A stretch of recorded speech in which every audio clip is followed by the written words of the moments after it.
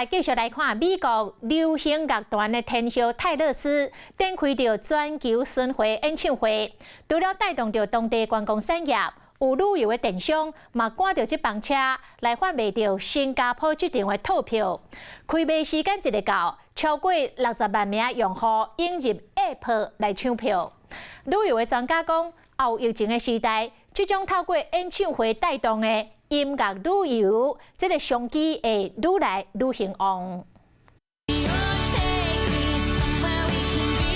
美国流行乐团的天后泰勒斯，伊歌声互人听甲真刺鼻。今摆当咧展开全球巡回演唱会，伊若带动当地观光的升级，业者嘛相信这波后疫情时代音乐旅游的商机。旅游电商嘛对着这波一条，伫咧网络顶管卖泰勒斯新加坡定位演唱会套票。7月7日中昼12点一开卖，就有超过60万人用 APP 抢买买。电商平台 APP 顶管卖套票，有包括着2张演唱会门票。4星级或者是5星级的饭店带一枚，每一个人上侪会当买4张门票。未来阁会公布阁较侪方案的消息。未少的民众除了期待会当听到泰勒斯演唱会，嘛会当去当地上界出名的鱼尾狮行行看看咧，顺耍度假1兼2个。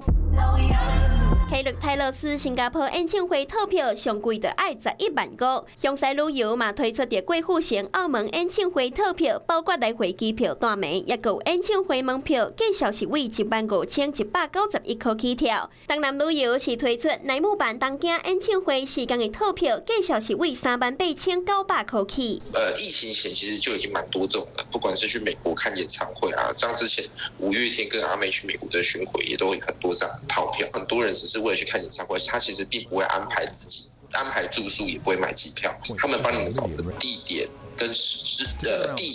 那个饭店的价格呢，其实也不会跟你自己找差非常的多。象征后疫情时代报复性消费，专家估计音乐旅游的商机未来应该是会愈来愈强。